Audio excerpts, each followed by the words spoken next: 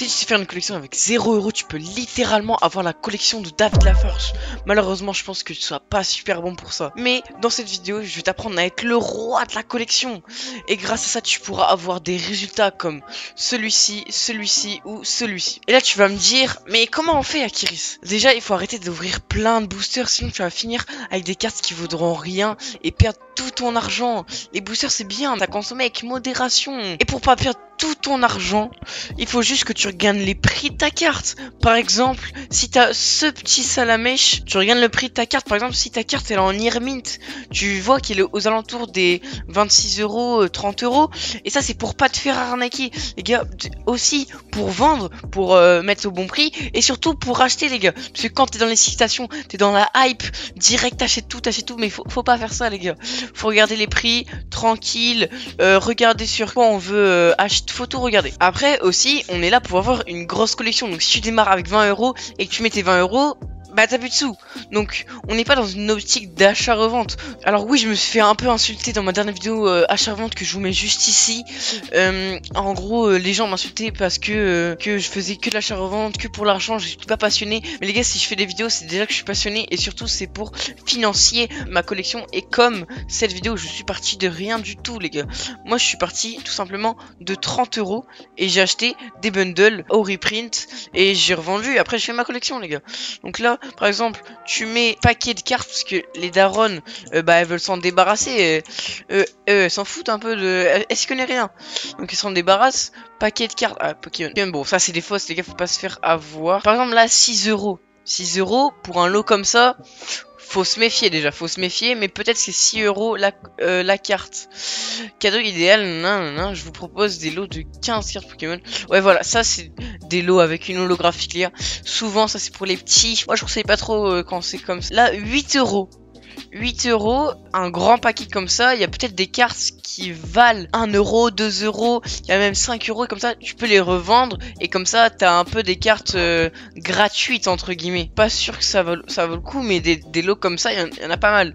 Après sinon, tu mets lot de cartes Pokémon, juste lot cartes Pokémon et tu pourras trouver banger. Là faut vraiment se focaliser sur les lots au début parce que vu que t'as un gros lot, bah tu peux te rentabiliser vu que les prix vont être moins chers. Là c'est du japonais, les gars. En japonais, oui c'est bien le japonais parce que c'est moins cher, mais du coup faut connaître encore les codes des cartes en japonais. C'est un peu plus dur. Moi pour l'instant je suis que sur le français et le japonais c'est quand j'aurai vraiment des bonnes connaissances. Donc là on va regarder ce petit classeur. Bon ça c'est une fausse. Par exemple là je vais regarder la carte la valeur du Pieroli, la valeur du Alakazam, la valeur du Magnetal. Hop, si ça dépasse les 15 €, je lui demande au mec l'état s'il est bon ou pas et bah puis j'achète quoi, c'est comme ça. Et puis par exemple, Pyroli, je peux le garder, les autres, je peux les revendre, tu vois. C'est comme ça qu'on fait une collection. Aussi, pour avoir une belle collection, les gars, faut que vous aviez un bon classeur. Moi, je conseille Ultra Pro et des sleeves et des top loaders, les gars, comme je l'ai dit dans mon short. Sinon, les gars, pour avoir des bonnes affaires, juste vous tapez cartes Pokémon et vous faites trier par récent. Parce que il y a beaucoup de scalpers, il y a beaucoup de mecs qui collectionnent, il y a beaucoup de gens qui font de l'achat-revente. Du coup, souvent, ça part vite. Donc, récent, bah, faut être un peu le premier, entre guillemets, à l'avoir. Là le Voltali Master Ball, je regarde un peu sa cote et puis je vois là 2 €. Je connais pas le prix de ces cartes là. Là par exemple un très bon exemple de l'autre carte.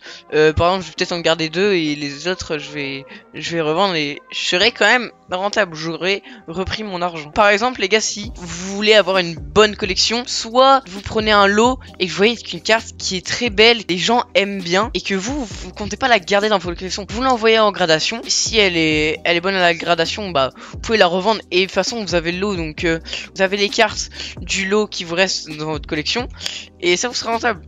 Par exemple là, si vous avez un objectif particulier de collection comme moi, c'est de faire le master set de Destiné de Paldea, bah pour votre collection vous tapez lot dessiné de Paldea et puis vous pouvez faire aussi des bons trucs là-dessus. Donc là c'est trié par raison, les gars, faut trier par pertinence.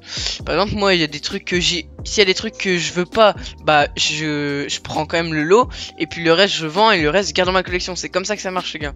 C'est comme ça qu'on avance pour faire avec 0 €. Maintenant que vous avez fait ça, vous avez pris vos lots, vous avez revendu, vous avez gardé dans votre collection un petit peu. Là vous allez me dire, mais Akiri, si je fais ça tout le temps, je vais juste prendre des 2 €, plus 2 €, plus 2 €. Oui, ça prend du temps.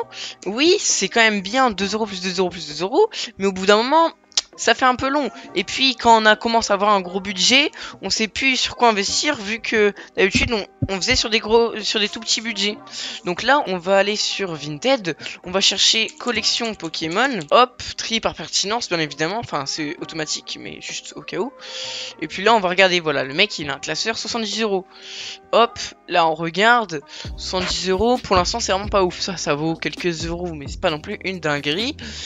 Les 25 ans c'est pareil, hein, ça vaut peut-être 1 € des fois des cartes, après peut-être plus, mais pour l'instant je vois 0 truc. Pour moi 70 €, ça c'est vraiment pas à acheter. Il peut avoir des bons trucs, hein, peut-être on va avoir une carte qui vaut 40 €, bon non, là franchement je vous conseille pas du tout d'acheter. Mais sinon il y a des collections où quand vous avez quand même un bon budget, après il y a des collections à 20 € comme celle-là, où vous pouvez quand même être pas mal dessus, surtout là c'est du XY. Si votre objectif c'est du XY, ça c'est vraiment parfait pour vous.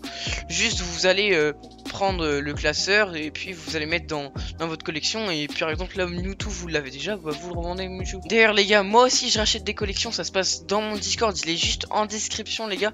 Il y a plein de passionnés, plein de mecs qui chill là, on papote, on discute, vous pouvez même mettre vos ventes, ce que vous vendez, ce que vous échangez. Donc du coup les gars, on regarde aussi les classeurs, parce que en plus si le mec il a un bon classeur qui nous donne le classeur avec l'achat, ça peut monter. Par exemple ça c'est un classeur, un vrai classeur mais avec des pochettes, donc c'est pas ouf, mais si le mec il a un vrai bon classeur, ça peut être pas mal. Là c'est une collection EV1 je crois. Ouais, ça c'est pas fou, à part si vous collectionnez du EV1, ça peut être vraiment incroyable. Par exemple là aussi, quand je tape collection, une grosse Pokébox avec tout ça de cartes les gars, pour 8 €, je peux vous dire que il peut avoir des bons trucs, hein. Il peut avoir des très bons trucs. Déjà que la Pokébox, bah c'est une collection qui a été vraiment très aimée. Mais plus de 200-300 cartes communes. Peut-être s'il y a des doublons, ça peut être pas ouf. Mais les gars, tout est bon à prendre. Moi, 8 € pour ça, je vais pas dire que je voulais l'acheter, mais c'est fort probable qu'il y a des bons trucs. Après, pour le niveau beauté de votre collection, les gars, par exemple, vous achetez un lot à 10 €, il y a des cartes que vous aimez pas, ou des cartes juste que vous voulez revendre pour pas avoir dans votre collection, bah vous revendez, hop, vous faites vos petits argents, 1 € plus 1 € plus 1 €, parce que oui, il y a des communes qui vaut 1 €, oui, il y a des cartes qui vaut 1 € alors qu'on dirait qu'elles sont vraiment pas ouf, mais après, quand vous avez d'autres argent, les gars, moi là, je vous ai dit tout ce qui est pour le début, pour avoir un budget, pour avoir sa collection, mais après, vous pourrez acheter des belles cartes, des très belles cartes même. Par exemple, tout à l'heure, on a vu un Dracofeu niveau X à 50 €. Si vous avez 50 €, moi, j'aimerais vraiment bien l'avoir. Ou juste vous fixez un objectif. Moi, mon objectif, c'est faire le Master Set de Dessiné de Paldea. Bah, vous faites un autre objectif. Le Master Set, oui, ça coûte très cher. Moi, c'est parce que vraiment, je commence à avoir un bon budget et que Dessiné de Paldea, je kiffe. Mais sinon, vous pouvez fixer un autre objectif.